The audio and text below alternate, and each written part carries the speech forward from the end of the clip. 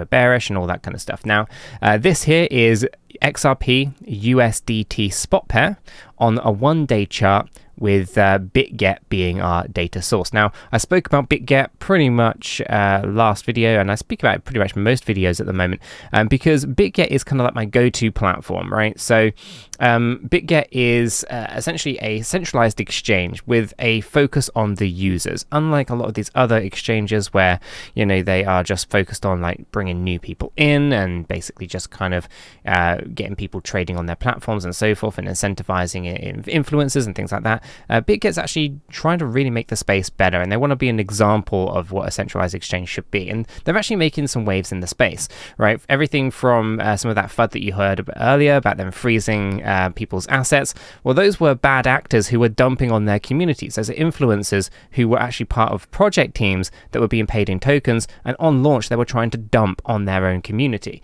𝗕𝗬𝗀 didn't like that, so they froze those funds, and they offered to pay back the tokens that that the guy had rather than the USDT. But again, you know, you saw the announcements. I'm not even going to go into it. And all I'm saying here, guys, is that 𝗕𝗬𝗀 are trying to actually be good in the space, not bad, and is my go-to platform now. I left Binance.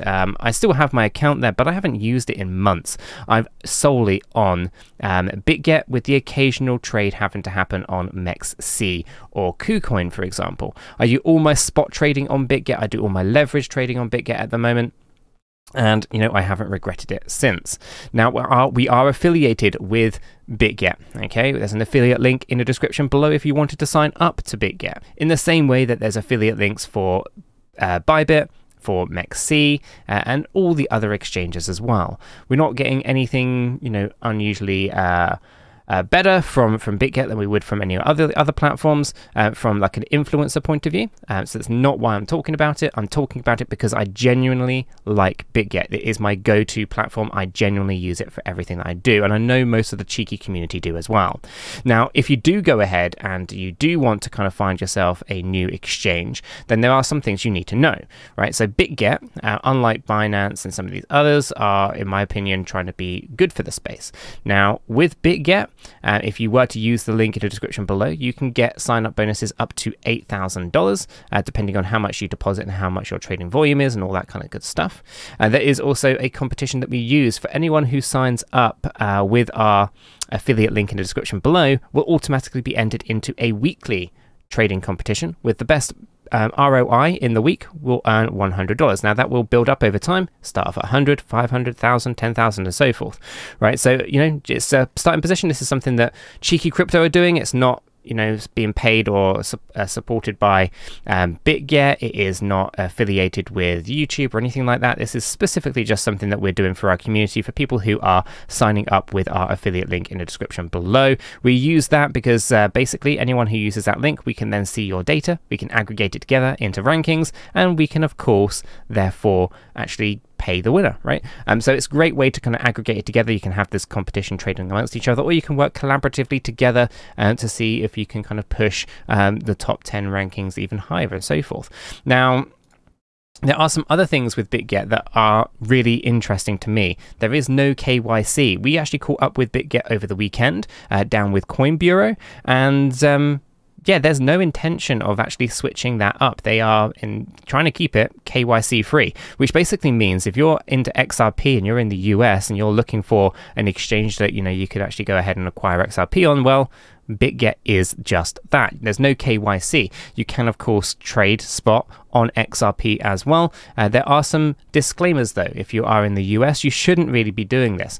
But of course, you can just dismiss those if you wanted to, but you didn't hear that from me. And again, you should always, you know, abide by the laws of your jurisdiction, okay? But, you know, there's VPNs, there's many different tools if you are one of those individuals that wants to kind of bypass all of the things going on in your jurisdictions. But for me in the UK, it's not too bad. I have no warning messages, I can just do no KYC and basically buy on spot and withdraw to my cold storage. It's very, very easy, very efficient.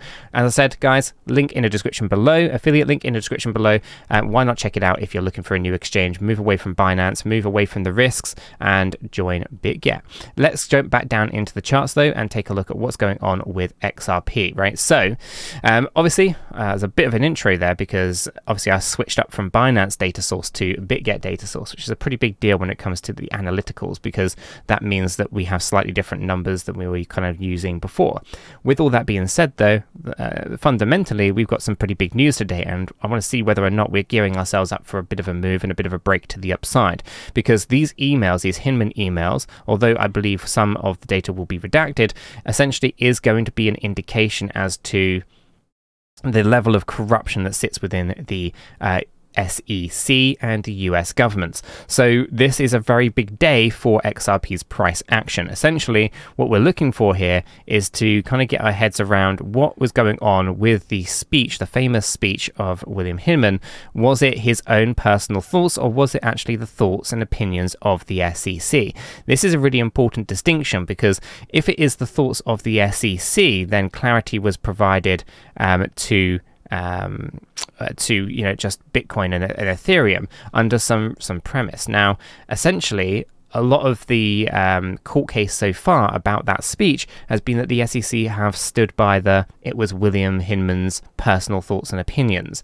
Now, if that is not the case, then they lied, for one, in court, which I find you know, is problematic, number one. But the second thing is that essentially it means that, you know, it wasn't his own personal thoughts and opinions, and as such it was the thoughts and opinions of the agency, which means that if Ethereum was sufficiently decentralized, which is kind of one of the reasonings behind why it is not a security, then, well, surely many of these other cryptocurrencies that the SEC are touting as securities are also not securities, and as such, right? So this is actually a really key thing for the whole case. It could completely break the case wide open, and I think essentially what it's going to do is it's going to show the corruption of the SEC, the levels in which they're willing to lie to their retail investors, all on the guise of trying to protect retail investors.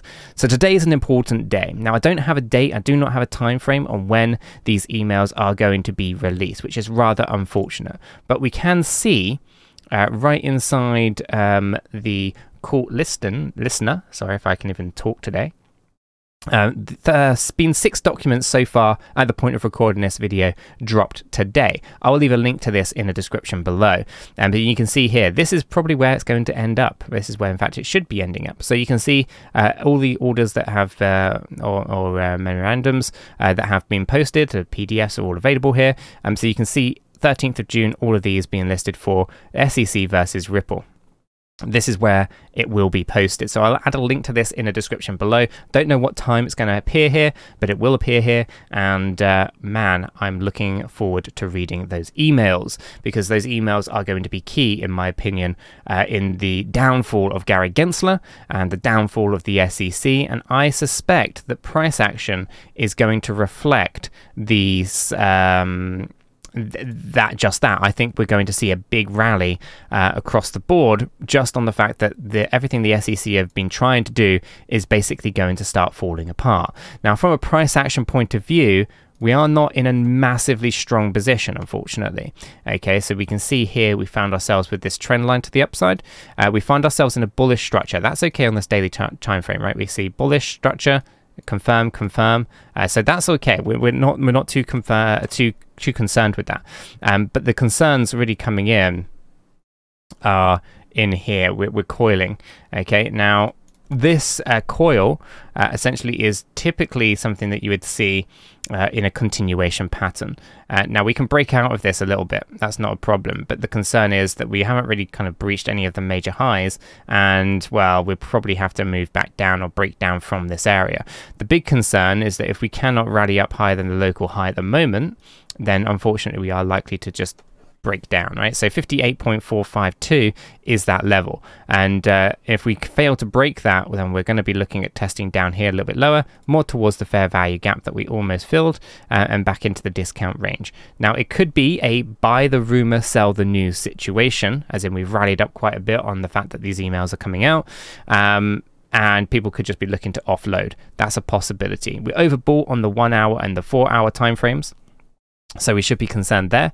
The larger time frames were actually okay. So we have got potential to the upside, but we do need to breach higher than 58.452. Failure to do so, unfortunately, kind of means that the bears might take control of this situation, and we might just see a big sell off for XRP. Buy the rumor, sell the news. Now, with these emails coming out, it's only going to show us the corruption and the level of I just guess pure incompetence that sits behind the SEC. It doesn't give us clarity on XRP. So until clarity comes, we're not really going to be talking about big moonshot price action for XRP. Now, we as a community have been speculating massively around whether or not these emails are going to be the catalyst for settlement, because with all these emails, Brad Garlinghouse feeling incredibly confident, essentially it looks more and more likely that a settlement is going to take place. SEC are more than likely going to lose if these emails are as bad as Ripple believe that they are, and as much as I believe that they are as well. That means that it's highly likely that there's going to be settlement talks, and it's whether or not Ripple are going to even let the SEC settle, which will be incredibly interesting. If the SEC lose this one, I think they're going to be on the back foot for all of crypto. If the SEC win this one, then crypto becomes on the back foot. Ultimately, I think an SEC win is very unlikely at this stage. Settlement is possible, but I think that ship has also sailed. I think if I were Ripple, I would let this thing go the full distance and make an example of the SEC. That's personally how I would do it, because you spent so much money, you might as well embarrass them even more. That'd be how I would approach it. But let me know what your thoughts are in the comments below. Do you think that the SEC are going to lose, and do you think Ripple would settle if the opportunity came up to settle? Let me know your thoughts on that one in the comments below.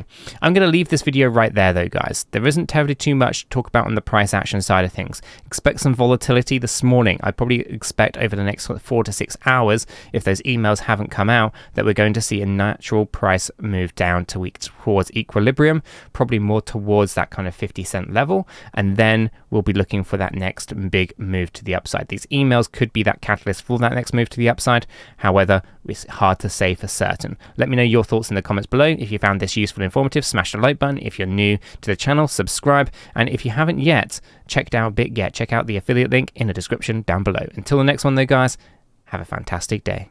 We are not financial advisors, and none of what we have communicated verbally or in writing here should be considered as financial advice. It is not. Do your own research before investing in any digital asset or affiliate offers, and understand that investing in any crypto is risky. If you do, you need to be prepared to lose your entire investment. This video is for information and entertainment purposes only. All our videos are strictly personal opinions. Please make sure you do your own research and never take our opinions for financial guidance. There are multiple strategies, and not all strategies fit all people. Our videos are not financial advice.